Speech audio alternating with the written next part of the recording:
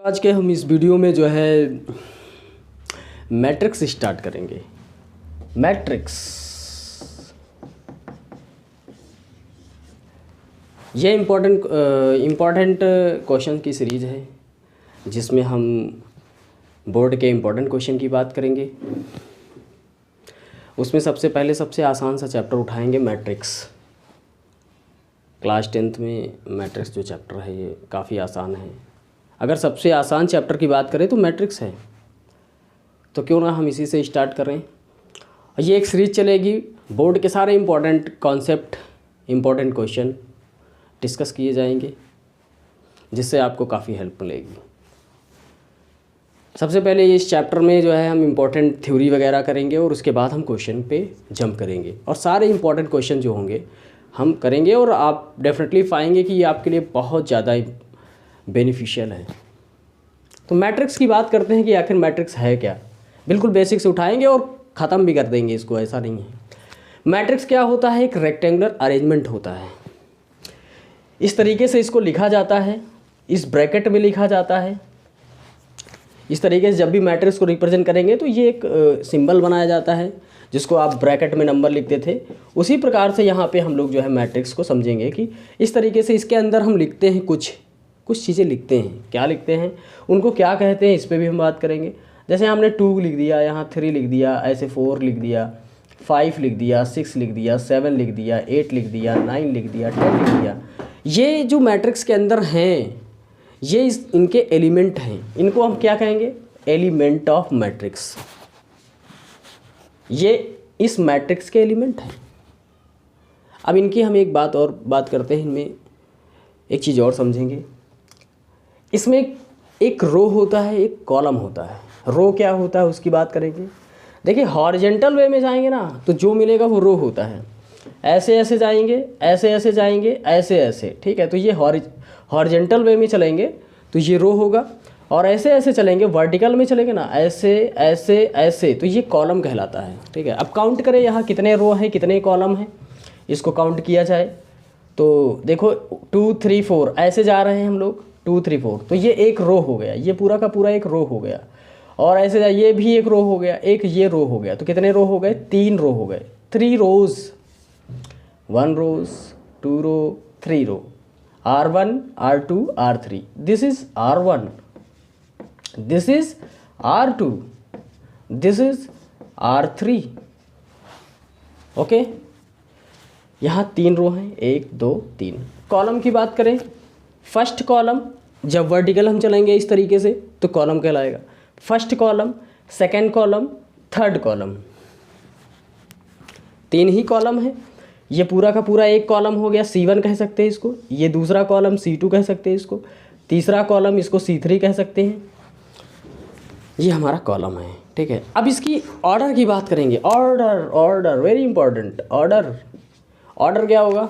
देखिए ऑर्डर जब हम किसी भी मैट्रिक्स का ऑर्डर लिखेंगे तो कैसे रिप्रेजेंट किया जाता है उस पर हम बात करते हैं। देखिए यहाँ पे ऑर्डर कितने रो हैं, सबसे पहले कितने रो हैं? 3 रो हैं, तो लिख दो 3 रोज़। पहले रो लिखा जाता, हमेशा पहले रो लिखा जाएगा। फिर क्रॉस के बाद क्या लिखेंगे? जितने ही कॉलम होंगे उतना लिख देंगे यहाँ पे, 3 क्रॉस 3, 3 रोज़ एंड 3 कॉलम्स। यही इसका ऑर्डर हो गया।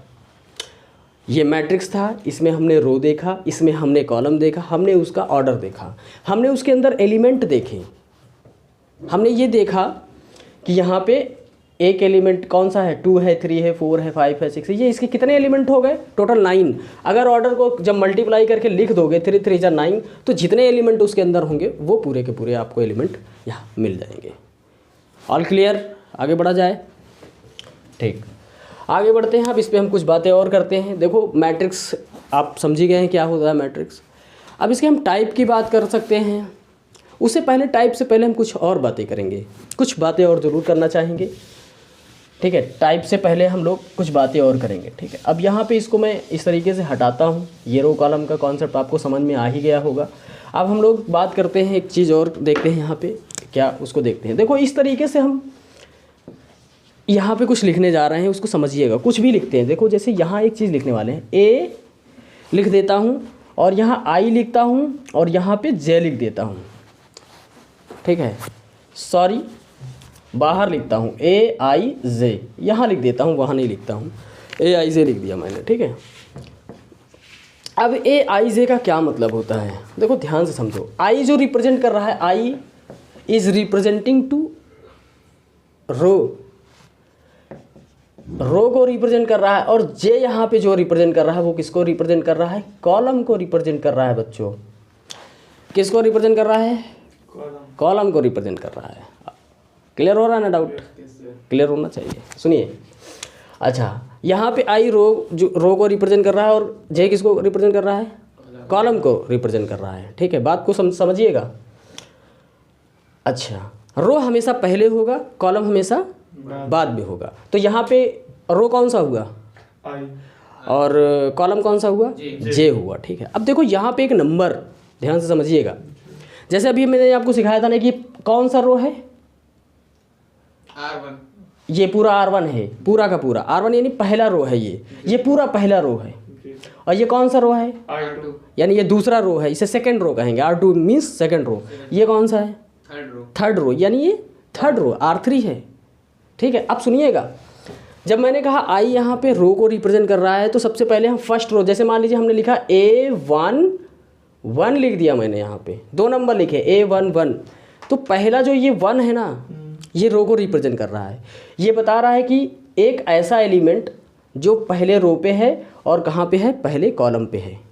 पोजीशन समझने वाली बात। अब इसको देखो, ये एक ऐसा एलिमेंट है, पहले रो पे है, ठीक, और पहले ही कॉलम पे है कि नहीं भाई। देखो इसको क्या कहोगे, सर यहाँ पे ये पहले रो पे है, A11, हाँ A11, शाबाश, वेरी गुड। अच्छा, और यहाँ पे ये पहले कॉलम पे है। इसकी पोजीशन को इस वाले जो 3 है, इसकी पोजीशन को देखो, इस A11 के स्थान पे हम 2 लिख देते हैं।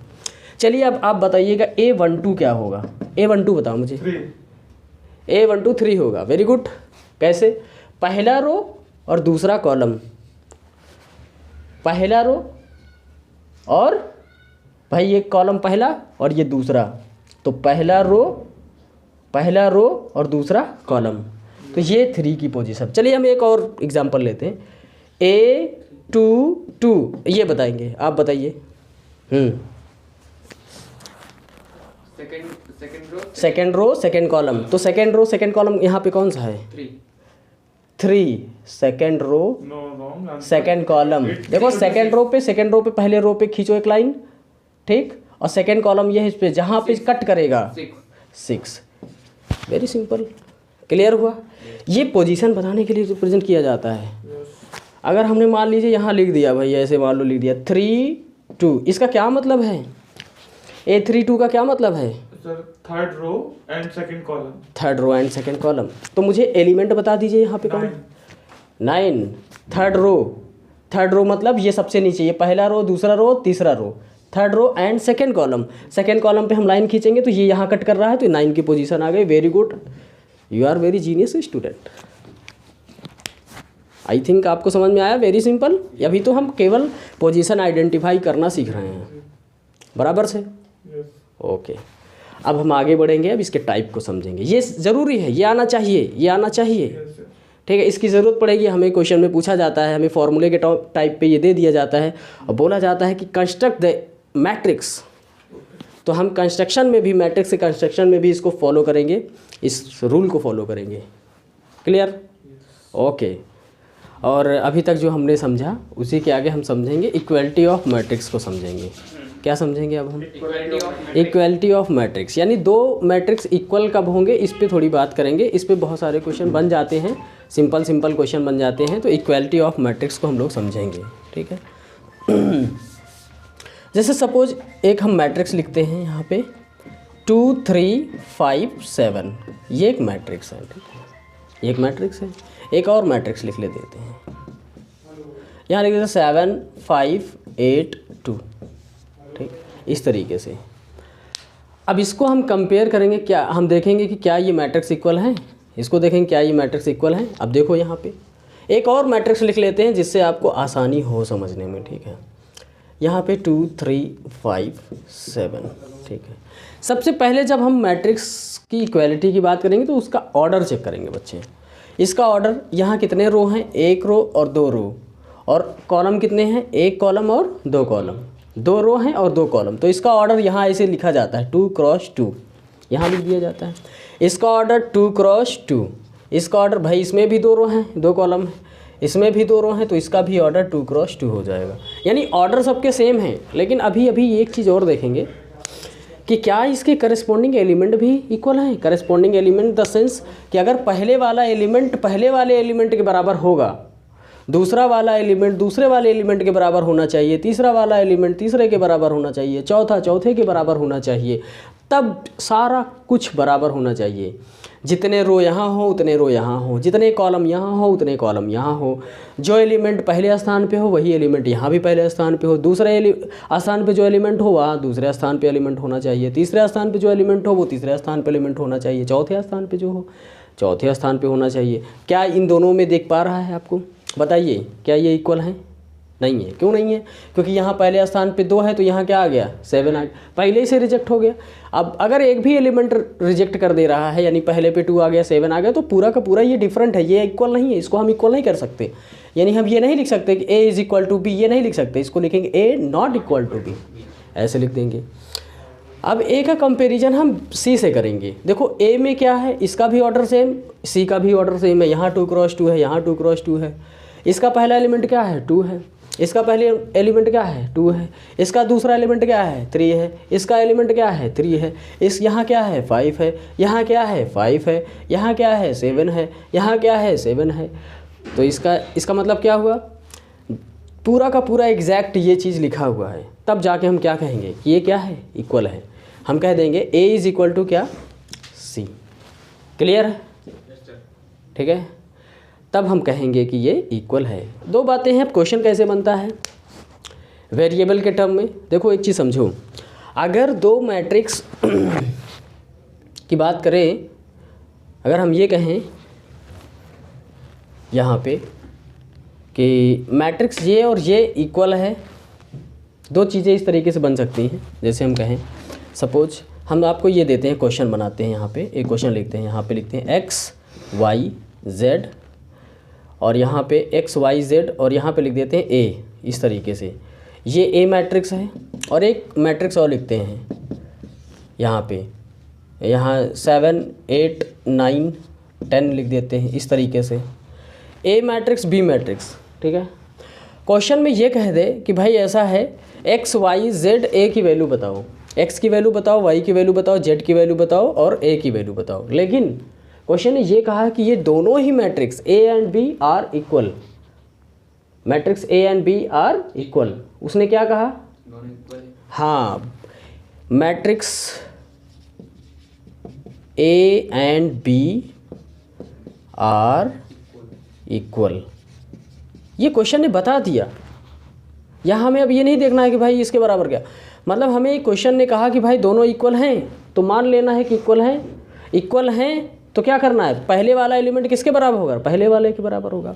क्वेश्चन ने कहा कि भाई ऐसा A बराबर B है, अगर A बराबर B है तो क्या करोगे, फिर x और y की वैल्यू निकालोगे। कैसे निकालोगे, पहले वाला एलिमेंट किसके बराबर, पहले वाले के बराबर कर देना। सोल्यूशन में x किसके बराबर 7 के बराबर, x is equal to 7, y किसके बराबर होगा, y इक्वल टू 8 के बराबर होगा, बिल्कुल सही।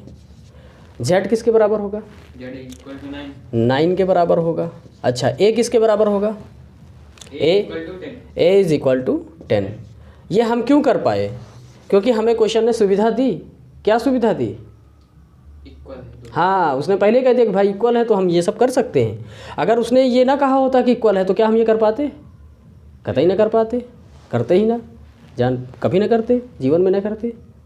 ऐसा क्वेश्चन ने कहा भाई कि ये दोनों इक्वल हैं तो हमें करना पड़ेगा, हम कर सकते हैं ये सब। समझ में आया कि नहीं आया? Yes sir.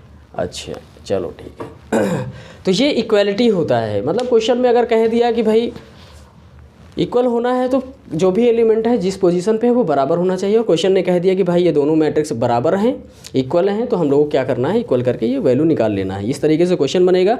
एक क्वेश्चन अगर हम चाहें तो क्वेश्चन बाद में लेंगे, अभी और आगे हम थ्योरी को बढ़ाते हैं। इसको मैं हटा देता हूँ, ठीक, इसको मैं हटाता हूँ।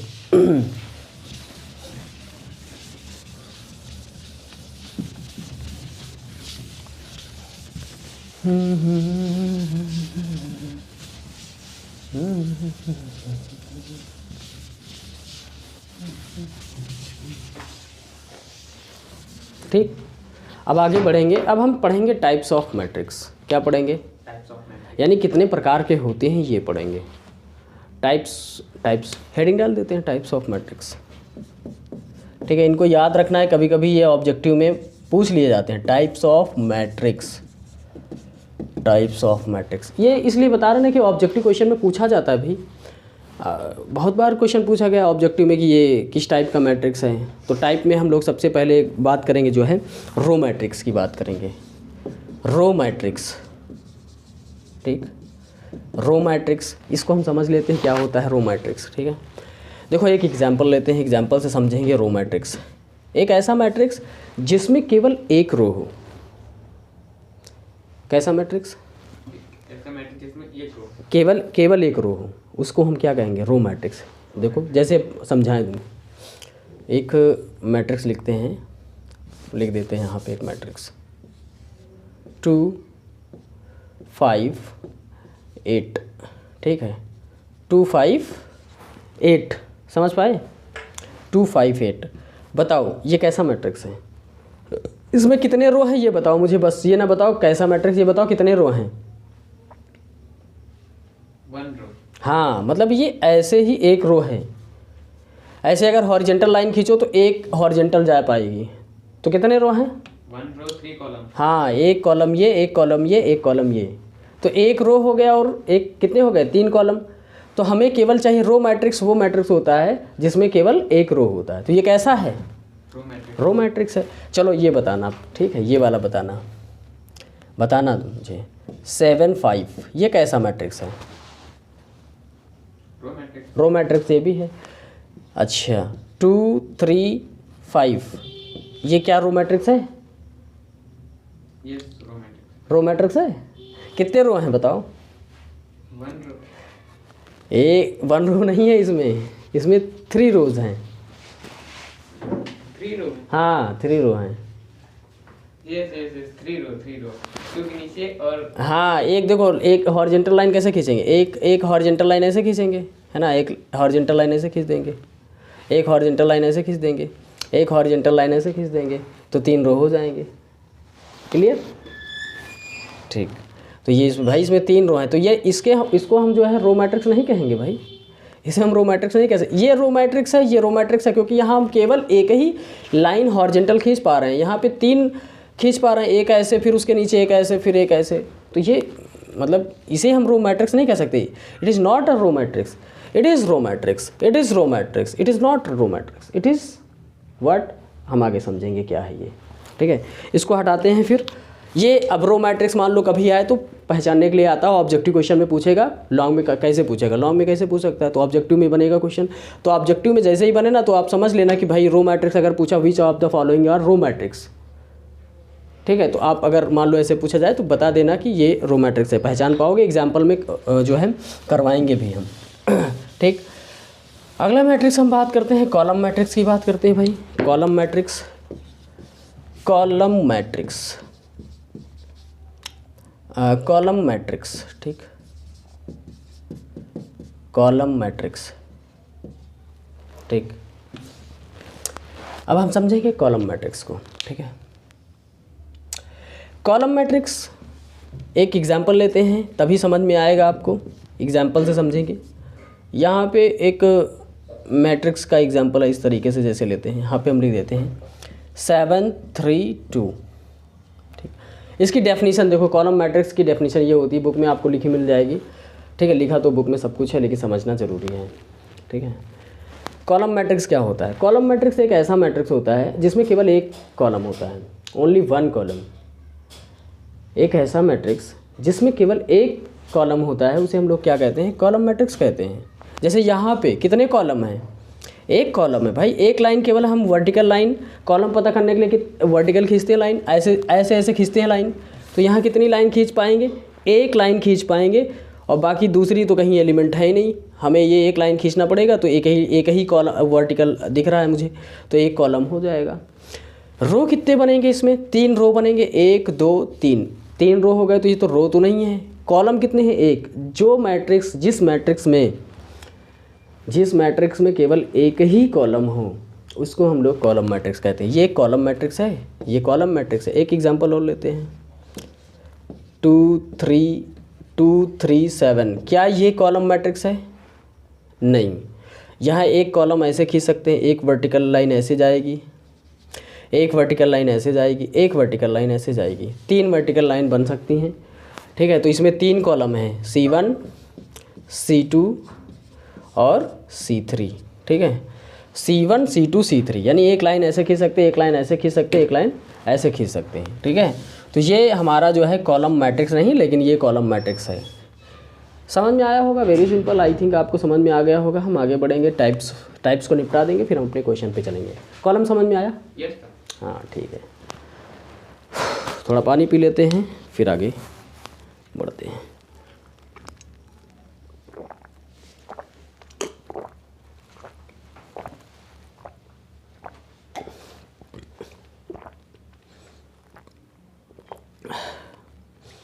Tasty water.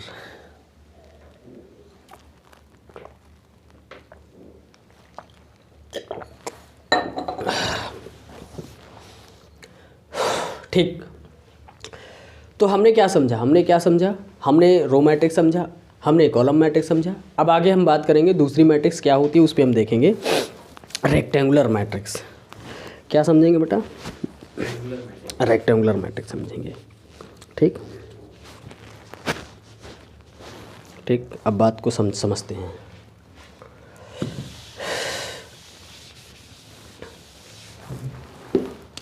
इन दोनों को मैं चाहूँ तो हटा दूँ ताकि कन्फ्यूज़न ना हो। ठीक,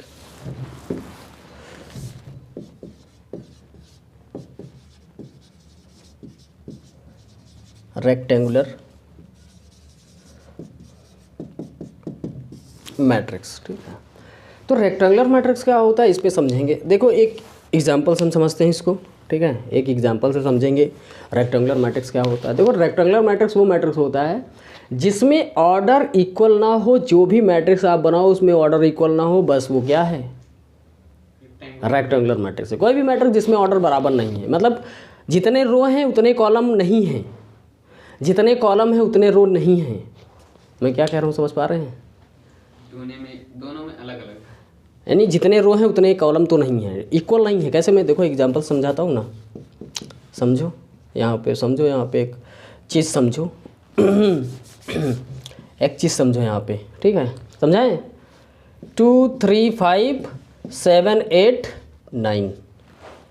ठीक समझो, ध्यान से समझो। इसमें कितने रो हैं बच्चा? 2 रो हैं। इसका ऑर्डर लिखना चाहेंगे तो रो कितने हैं? 2 रो है ना। एंड कॉलम कितने हैं? 1 2 3 कॉलम। तो इसका ऑर्डर कितना हो गया? 2 क्रॉस 3।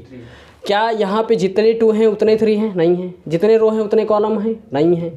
तो इस टाइप के मैट्रिक्स को हम लोग क्या कहेंगे? Rectangular matrix.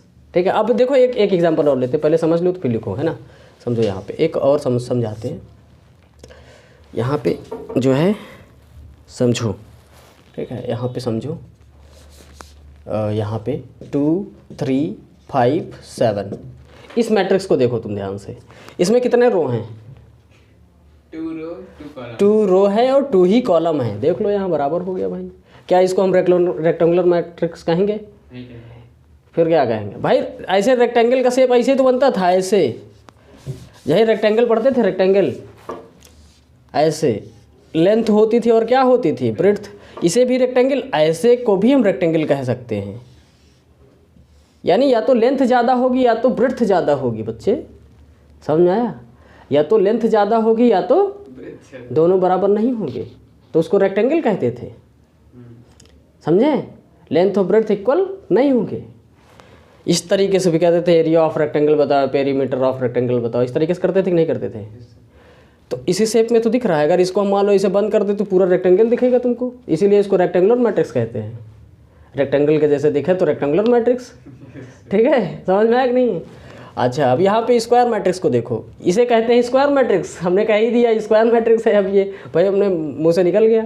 ठीक है, अब रेक्टेंगुलर बढ़ा दे लेकिन स्क्वायर भी बता दिया। इसमें जितने रो हैं उतने ही कॉलम हैं, और डिब्बा बनाओगे ना तो पूरा स्क्वायर बनेगा। ये सही से बनाओगे डिब्बा तो जितने रो हैं उतने ही क्या हैं, कॉलम हैं। तो इसे क्या कहेंगे?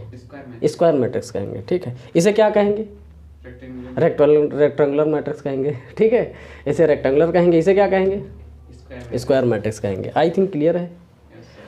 अगर कभी मान लो पहचानने के लिए दे तो रेक्टेंगुलर और स्क्वायर समझ पाओगे? दे दें, कर लोगे पक्का? अच्छा चलो। अरे काहे टेबल भाग गई है। हाँ ठीक, देखो ऐसा है कि एक एग्जांपल से समझो, तुम बताना जल्दी से ये स्क्वायर मैट्रिक्स है कि रेक्टेंगुलर, ये बताना। ठीक है, चलो चलो लिखता हूँ मैं 2 3 7 8। ऑर्डर में मत जाना कि सर इतना ऑर्डर हो गया हम क्या कैसे, ये सब मत सोचना, ज़्यादा मत सोचना। 3 7 9 5 0 8 2 5 6 8 7 5। बता भाई, स्क्वायर मैट्रिक्स है पक्का? एक रो, 2 रो, 3 रो, 4 रो, कॉलम काउंट करो। 1 रो, 2 रो, 3 रो, 4 रो, यानी इसका ऑर्डर ही 4 क्रॉस 4 है। कैसा मैट्रिक्स है? Square matrix.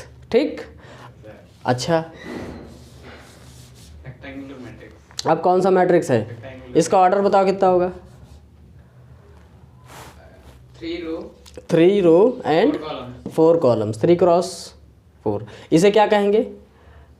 रेक्टेंगुलर मैट्रिक्स कहेंगे। I think row matrix, column matrix, rectangular matrix, square matrix आपको समझ में आ गया।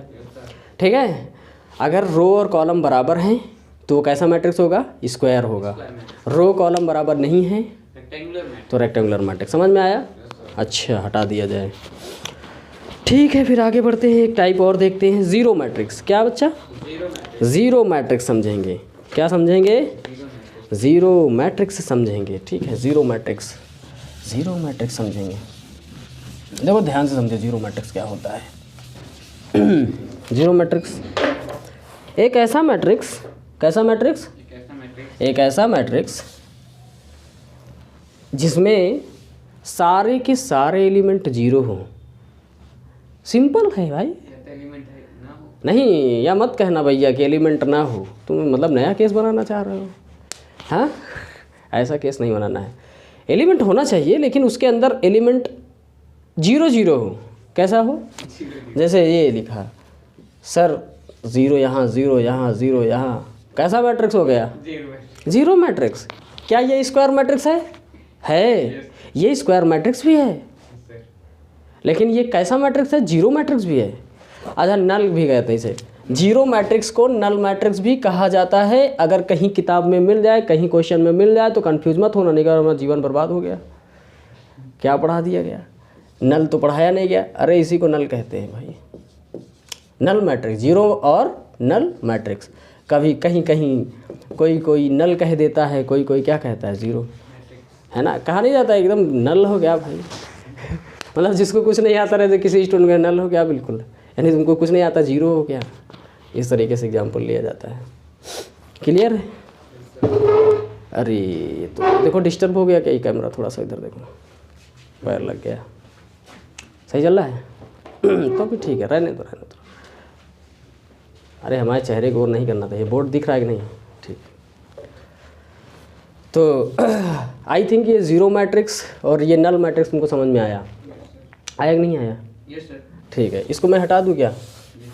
ठीक है, अब आगे बात करते हैं। स्क्वायर मैट्रिक्स हमने बता ही दिया। क्या? स्क्वायर मैट्रिक्स उसी में समझा दिया। मैंने लिखा नहीं था बोर्ड पर, लेकिन समझाया ना, तो समझाना ज़रूरी है, लिखना ज़रूरी भी नहीं है। ठीक है, लिखना ज़रूरी है कि समझाना ज़रूरी है? लिखना भी ज़रूरी है।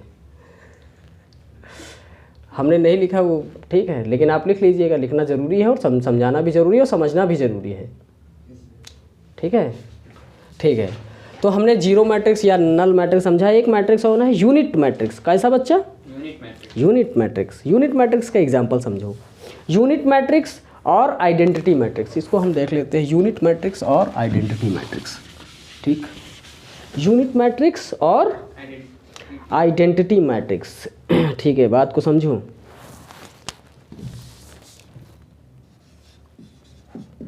यूनिट मैट्रिक्स, इसको ध्यान से समझिएगा, इसकी ज़रूरत पड़ेगी। क्या पड़ेगी? ज़रूरत पड़ेगी। नल मैट्रिक्स की भी ज़रूरत पड़ती रहती है और यूनिट मैट्रिक्स या फिर आइडेंटिटी, जब हम क्वेश्चन सॉल्विंग करेंगे तो वहाँ ज़रूरत पड़ेगी। यूनिट मैट्रिक्स और नहीं, आइडेंटिटी मैट्रिक्स, इसे आइडेंटिटी भी कहते हैं और क्या कहते हैं? यूनिट मैट्रिक्स है, आइडेंटिटी मैट्रिक्स भी कहते हैं। ठीक, आइडेंटिटी मैट्रिक्स। ठीक ठीक, हाँ क्लियर है? ठीक है, अब ध्यान से सुनो इसको। सबसे पहले कोई भी यूनिट मैट्रिक्स देखेंगे या फिर आइडेंटिटी, एक ही है, यूनिट का है चाहे आइडेंटिटी का है, कंफ्यूज मत होना।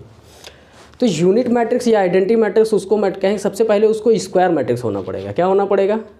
Square matrix. ध्यान रखना, a square matrix in which all diagonal elements are zero, principal diagonal elements are zero. One sorry, क्या होना चाहिए? 1 होना चाहिए, डायगोनल 1 होना चाहिए। कैसे? देखो यहाँ पे हम यहाँ लिखते हैं, एक मैट्रिक्स बनाते हैं। सबसे पहले यहाँ पे 1 0 0 1, ऐसे वाला डायगोनल देखना है, ऐसे वाला नहीं देखना है। नहीं तुम सर डायगोनल का मतलब इधर वाला नहीं, इसको कहते हैं प्रिंसिपल डायगोनल। क्या कहते हैं? Principal diagonal. ऐसे वाले को प्रिंसिपल डायगोनल कहते हैं। जब भी ऐसे ऐसे खींचा जाए, ये लाइन ऐसे वाला है, इधर से इधर को आए, ऐसे खींचेंगे तो ये कैसा होगा? Principal diagonal. ऐसे मत खींचना, नहीं को प्रिंसिपल डायगोनल, क्योंकि वाइस प्रिंसिपल डायगोनल होगा फिर। ठीक है, ये कैसा होगा? प्रिंसिपल डायगोनल होगा, इसे कहते हैं प्रिंसिपल डायगोनल। प्रिंसिपल डायगोनल, ठीक, समझ पाए? ये प्रिंसिपल डायगोनल ऐसे आएगा। ठीक है, प्रिंसिपल डायगोनल किसी भी मैट्रिक्स का प्रिंसिपल डायगोनल अगर तुमको चेक करना, जैसे एक मैट्रिक्स दे दे, लेकिन उसको स्क्वायर मैट्रिक्स होना पड़ेगा। क्या होना पड़ेगा? देखो इसमें जितने रो हैं उतने ही क्या है? कॉलम है। जितने ही रो हैं उतने ही क्या है? कॉलम है। अच्छा यहाँ पे चेक करते हैं, 3 5 7 8, बताओ इसमें प्रिंसिपल डायगोनल पे कौन से एलिमेंट हैं? 3 and 8। हाँ, ठीक, ऐसे खींचा तो ये 3 आया और 8 आया, तो ये प्रिंसिपल डायगोनल पे। यहाँ बताओ प्रिंसिपल डायगोनल पे कौन एलिमेंट है? 1 1 है। जब भी प्रिंसिपल डायगोनल पर सेम नहीं, 1 1 मिले और उसके अलावा जितने एलिमेंट हो सब 0 हो, क्या हो? 1 1। एक ऐसे स्क्वायर मैट्रिक्स में प्रिंसिपल डायगोनल पर सारे एलिमेंट 1 1 हों, उसके अलावा जितने एलिमेंट हों वो 0 हों, तो ऐसे मैट्रिक्स को यूनिट मैट्रिक्स या फिर आइडेंटिटी मैट्रिक्स कहते हैं। बात बराबर समझ में आया? Yes sir. अच्छा, तो उसे क्या कहेंगे? हाँ, उसे क्या कहेंगे? इसे क्या कहेंगे? अरे ये भी एक स्क्वायर मैट्रिक्स है, लेकिन ये क्या है? यूनिट मैट्रिक्स है? नहीं, यूनिट नहीं है, लेकिन ये स्क्वायर मैट्रिक्स है। आइडेंटिटी मैट्रिक्स भी नहीं है। ये आइडेंटिटी मैट्रिक्स भी नहीं है।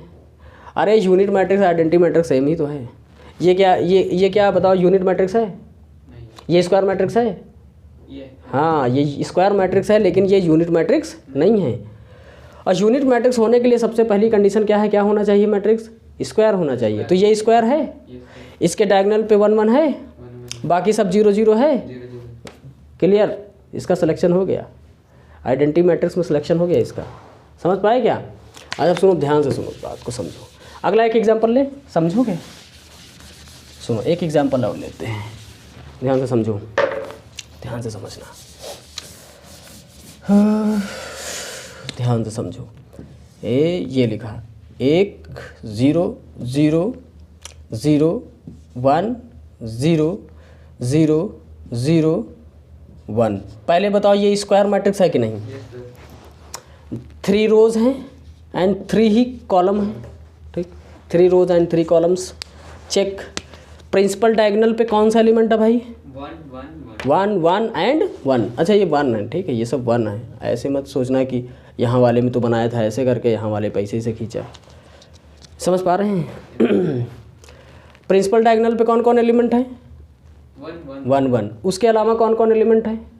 ओनली 0 0 0 0 0, बाकी सब 0 ही होना चाहिए। तब उसको हम क्या कहेंगे? Diagonal matrix.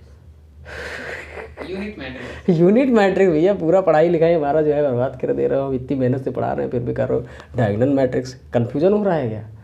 तो आराम से तो पढ़ा रहे हैं ना, समझ में आया तो बताओ। हाँ, समझ में आया कि नहीं? Yes sir. इससे सस्ता चैप्टर कहीं नहीं मिलेगा। जिस बच्चे को ये नहीं समझ में आएगा ना, तो वो अगले चैप्टर को कैसे समझेगा? सबसे आसान, पूरे मैथमेटिक्स का सबसे आसान चैप्टर ये है। यूनिट मैट्रिक्स है। यूनिट मैट्रिक्स नहीं, पूरा मैट्रिक्स ही सबसे आसान है। और बाकी जगह पे तो कैलकुलेशन करना पड़ता है। यहाँ देखो क्या टाइप पढ़ रहे हैं, यहाँ भी कैलकुलेशन करना पड़ेगा। ऐसा नहीं कि तुमको बेसिक नहीं आता, तुमको पूरा चैप्टर समझ में आ जाएगा। बेसिक वगैरह आना चाहिए। बाकी ये चैप्टर तुमको भी नंबर देने वाला चैप्टर है, इसको इसलिए बनाया ही गया होगा कि बच्चे कम से कम इसको तो कर ही ले। कुछ 2 4 6 चैप्टर 7 चैप्टर ऐसे हैं जो केवल नंबर देने के लिए बनाए गए हैं कि बच्चा पास हो जाए अच्छे से। मान लो कुछ भी पूरे सत्र में नहीं पढ़ा तो वो अगर कर लेगा तो वो पास हो जाएगा। अब भाई उसमें भी लापरवाही करे तो फिर उसकी बात है अलग। हटाया जाए इसको, यस सर। हटा दिया जाए। Unit matrix. हैं? यूनिट मैट्रिक्स हाँ, यूनिट मैट्रिक्स। क्या इसे आइडेंटिटी मैट्रिक्स नहीं कह सकते? कह सकते भाई वही तो है, सेम। समझ में आया? अच्छा सुनो ध्यान से, यहाँ मैं एक चेंज करना चाहता हूँ। मान लो तुम्हारे दिमाग से मैं खेलने की कोशिश करूँ, अचानक से ऑब्जेक्टिव में दे दो, तुम खुश हो जाओ। सुनना ध्यान से, मैंने यहाँ 5 कर दिया, कुछ भी कर देते 5। क्या ये अब यूनिट मैट्रिक्स है? नहीं है, क्यों नहीं है?